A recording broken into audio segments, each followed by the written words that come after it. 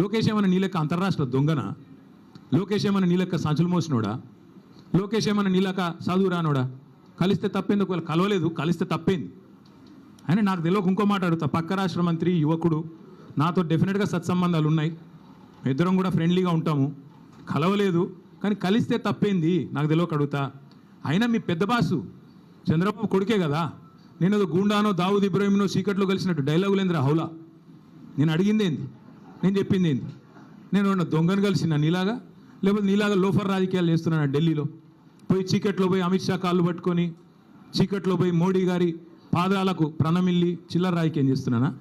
పక్క రాష్ట్ర మంత్రి యువకుడు నాకు తమ్ముళ్ళు అంటాడు, కలిస్తే కలుస్తా కానీ నేను కలవలేదు. దానికి ఏదో పెద్ద ఈయనేదో గొప్ప విషయం కనిపెట్టినట్టు. ఆయన నాకు తెలియక అడుగుతా. పాలన గురించి తెలుసుకోవాలంటే మమ్మల్నే కలుస్తారు బీఆర్ఎస్లను, దోపిడీ గురించి తెలుసుకోవాలంటే నిన్ను కలుస్తారు. ఆయన నన్ను కలిస్తే నీకేం నొచ్చింది? ఆయన నన్ను కలిసినా నీకేం బాధ అవుతుంది? నాకు అట్లా తెలియక అడుగుతా. నేనేమంటున్నా అంటే ఈ చిల్లర మాటలతోని ఎన్ని రోజులు టైం పాస్ చేస్తావు? ఇంకెన్ని రోజులు ప్రజలు ఇవాళ ఆగం చేసే ప్రయత్నం చేస్తున్నావు? అసలు నిన్న రేవంత్ రెడ్డి గారు ఎందుకు మాట్లాడండి పనికి మాలిన మాటలు?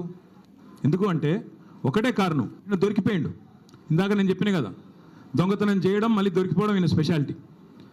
48 గంటల ముందు డైలాగులు కొట్టిండు.